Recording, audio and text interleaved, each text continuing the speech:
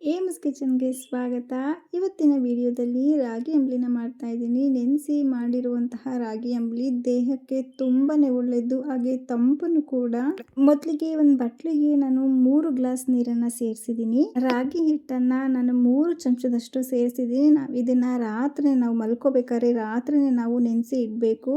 ನೆನೆಸಿ ಮಾಡೋದ್ರಿಂದ ತುಂಬಾ ಬೆನಿಫಿಟ್ ಇದೆ. ಜೀರ್ಣಕ್ರಿಯೆಗಾಗಲಿ ಹಸಿವಿಗಾಗಲಿ ತುಂಬಾ ಒಳ್ಳೆಯದಿದು. ದೇಹಕ್ಕೆ ತಂಪನ್ನು ಕೂಡ.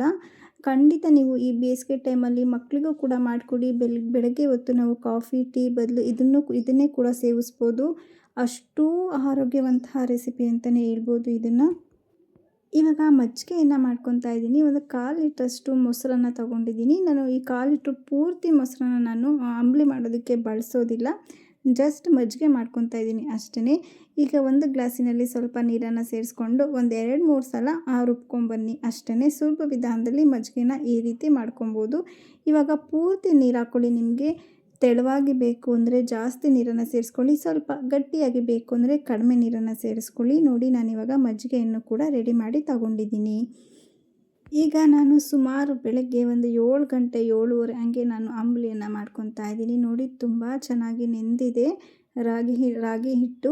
ನಾವು ಒಂದು ವೇಳೆ ರಾತ್ರಿ ಮುದ್ದೆಯನ್ನು ಮಾಡಿರ್ತೀವಿ, ಅದರಲ್ಲಿ ಒಂದು ಸ್ವಲ್ಪ ಮಿಕ್ಕಿರುತ್ತೆ, ಅದನ್ನು ಬಳಸಿನೂ ಕೂಡ ನಾವು ಅಂಬಲಿಯನ್ನು ಮಾಡ್ಕೊಬೋದು. ಆ ವಿಡಿಯೋನು ಕೂಡ ನಾನು ಆಲ್ರೆಡಿ ಅಪ್ಲೋಡ್ ಮಾಡಿದ್ದೀನಿ. ಎಂಡ್ ಸ್ಕ್ರೀನಲ್ಲಿ ಹಾಕಿರ್ತೀನಿ, ಚೆಕ್ ಮಾಡಿ.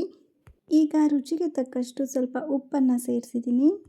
ಈಗ ಗ್ಯಾಸ್ ಮೇಲೆ ಇಟ್ಟು ಸ್ವಲ್ಪ ಐ ಫ್ಲೇಮಲ್ಲೇ ಕೊಟ್ಕೊಂಡು ನಾನು ಚೆನ್ನಾಗಿ ಮಿಕ್ಸ್ ಮಾಡ್ಕೊತಾ ಇದ್ದೀನಿ. ಕೈ ಬಿಡ್ತಿರೋ ರೀತಿ ಚೆನ್ನಾಗಿ ಮಿಕ್ಸ್ ಮಾಡ್ಕೊಳ್ಳಿ. ಗಂಟಿಲ್ಲದ ರೀತಿ ಕಂಟಿನ್ಯೂಸ್ ಆಗಿ ತಿರುಗಿಸ್ತಾ ಬನ್ನಿ. ಎಲ್ಲೂ ಕೂಡ ಗಂಟನದು ಆಗೋದಿಲ್ಲ. ಹೈ ಫ್ಲೇಮಲ್ಲೇ ಕೊಟ್ಕೊಂಡು ಅದು ಗಟ್ಟಿಯಾಗಬೇಕು. ಅಲ್ಲಿವರೆಗೂ ಕೂಡ ನಾವು ಚೆನ್ನಾಗಿ ಇದನ್ನು ಬೇಯಿಸ್ಕೋಬೇಕು. ರಾಗಿ ಹಿಟ್ಟಿನ ಕಲರು ಪೂರ್ತಿಯಾಗಿ ಚೇಂಜ್ ಆಗಬೇಕು, ಕೆಂಪಗಾಗಬೇಕು. ಅಲ್ಲಿವರೆಗೂ ಕೂಡ ನಾವು ಚೆನ್ನಾಗಿ ಬೇಯಿಸ್ಕೋಬೇಕು. ರಾಗಿ ಹಿಟ್ಟನ್ನು ಚೆನ್ನಾಗಿ ಬೇಯಿಸ್ತಿಲ್ಲ ಅಂದರೆ ನಮಗೆ ಜೀರ್ಣ ಕ್ರಿಯೆ ಸರಿಯಾಗಿ ಆಗೋದಿಲ್ಲ. ಹಾಗಾಗಿ ಚೆನ್ನಾಗಿ ಬೇಯಿಸ್ಕೋಬೇಕು. ನೋಡಿ, ಇವಾಗ ಕುದಿ ಬರ್ತಾ ಇದೆ. ಈ ಥರ ಚೆನ್ನಾಗಿ ಕುದ್ದ ತಕ್ಷಣ ನೀವು ಗ್ಯಾಸ್ ಆಫ್ ಮಾಡಬಾರ್ದು. ಮೀಡಿಯಮ್ ಫ್ಲೇಮ್ ಕೊಟ್ಕೊಂಡು ನಾವು ಇದನ್ನು ಒಂದು 1/4 ಗಂಟೆನಾದ್ರು ಚೆನ್ನಾಗಿ ಬೇಯಿಸ್ಕೋಬೇಕು. ನೋಡಿ, ಚೆನ್ನಾಗಿ ಬೆಂದ್ರೇ ನಮಗೆ ಅದರ ರುಚಿ ಕೂಡ ಚೆನ್ನಾಗಿರುತ್ತೆ. ಹಾಗೆಯೇ ಆರೋಗ್ಯಕ್ಕೂ ಕೂಡ ತುಂಬಾ ಒಳ್ಳೆಯದು. ಇದರಿಂದ ತುಂಬಾ ಬೆನಿಫಿಟ್ ಇದೆ. ಮಲಬದ್ಧತೆ ಇರೋರಿಗೆ ತುಂಬಾ ಒಳ್ಳೆಯದಿದು. ಇವಾಗ ನೋಡಿ, ಇವಾಗ ಎಷ್ಟು ಕಡಿಮೆ ಆಗಿದೆ, ಹಾಗೆ ಗಟ್ಟಿ ಕೂಡ ಆಗಿದೆ. ಸ್ವಲ್ಪ ಈ ಕನ್ಸಿಸ್ಟೆನ್ಸಿಲಿ ಇರಬೇಕು. ನಮಗೆ ಅಂಬಲಿ ಮಾಡೋದಕ್ಕೆ ತುಂಬಾ ಚೆನ್ನಾಗಿರುತ್ತೆ. ನೋಡಿ, ಇವಾಗ ಕುದಿ ಬರ್ತಾ ಇದೆ. ಅದರ ಕಲರು ಕೂಡ ಚೇಂಜ್ ಆಗಿದೆ.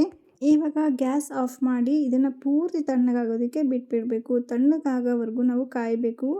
ತಣ್ಣಗಾದ ನಂತರ ನಾವು ಏನಿದ್ರು ಮಜ್ಜಿಗೆಯನ್ನು ಸೇರಿಸ್ಕೋಬೇಕು. ನೋಡಿ, ಇವಾಗ ಕಂಪ್ಲೀಟ್ಲಿ ಪೂರ್ತಿ ತಣ್ಣಗಾಗಿದೆ. ನೋಡಿ, ಸ್ವಲ್ಪ ಗಟ್ಟಿಗಾಗಿದೆ. ಇವಾಗ ಮಜ್ಜಿಗೆಯನ್ನು ಸೇರಿಸ್ಕೊತಾ ಇದ್ದೀನಿ. 2 ಲೋಟದಷ್ಟು ಮಜ್ಜಿಗೆಯನ್ನು ಸೇರಿಸ್ಕೊತಾ ಇದ್ದೀನಿ. ಇವಾಗ ಎಲ್ಲನೂ ಕೂಡ ಚೆನ್ನಾಗಿ ಮಿಕ್ಸ್ ಮಾಡ್ಕೊಳ್ಳಿ. ಎರಡು ಕೂಡ ಹೊಂದ್ಕೋಬೇಕು. ಆ ರೀತಿ ನಾವು ಚೆನ್ನಾಗಿ ಮಿಕ್ಸ್ ಮಾಡ್ಕೋಬೇಕು. ಉಪ್ಪನ್ನು ಕೂಡ ನಾನು ಅಂಬಲಿ ಮಾಡಬೇಕಾದ್ರೆ ಹಾಕಿದ್ದೆ, ಹಾಗಾಗಿ ಇವಾಗ ಹಾಕಿಲ್ಲ. ನಿಮಗೆ ರುಚಿ ನೋಡಿಕೊಂಡು ಬೇಕು ಅಂದರೆ ನೀವು ಸೇರಿಸ್ಕೋಬೋದು. ಇವಾಗ ಈರುಳ್ಳಿಯನ್ನು ಸಣ್ಣದಾಗಿ ಕಟ್ ಮಾಡಿ ಸೇರಿಸಿದ್ದೀನಿ. ನಂತರ ಕೊತ್ತಂಬರಿ ಸೊಪ್ಪನ್ನು ಕೂಡ ಕಟ್ ಮಾಡಿ ಸೇರಿಸಿದ್ದೀನಿ. ನಿಮಗೆ ಇವೆರಡೂ ಕೂಡ ಇಷ್ಟ ಇಲ್ಲ ಅಂದರೆ ನೀವು ಸ್ಕಿಪ್ ಮಾಡಿ ನೀವು ಹಾಗೆ ಕೂಡ ಕುಡಿಬೋದು. ಹಾಗೂ ಕೂಡ ತುಂಬಾ ಚೆನ್ನಾಗಿರುತ್ತೆ. ಬಾಯಿಗೆ ಈರುಳ್ಳಿ ಸಿಗ್ತಾ ಇದ್ರೆ ತುಂಬಾ ಚೆನ್ನಾಗಿರುತ್ತೆ. ಈ ಬೇಸಿಗೆಯಲ್ಲಿ ಮಾಡುವಂತಹ ರಾಗಿ ಅಂಬಲಿ ನಿಮಗೆ ಖಂಡಿತವಾಗ್ಲೂ ಇಷ್ಟ ಆಗಿದೆ ಅಂತ ಅಂದ್ಕೊಂಡಿದ್ದೀನಿ. ಈ ರೀತಿ ಒಮ್ಮೆ ಹೆಲ್ದಿಯಾಗಿರೋ ರೆಸಿಪಿನ ಟ್ರೈ ಮಾಡಿ ನೋಡಿ. ಈ ರೆಸಿಪಿ ಇಷ್ಟ ಆಗಿದ್ರೆ ಸಬ್ಸ್ಕ್ರೈಬ್ ಮಾಡಿ, ಸಪೋರ್ಟ್ ಮಾಡಿ.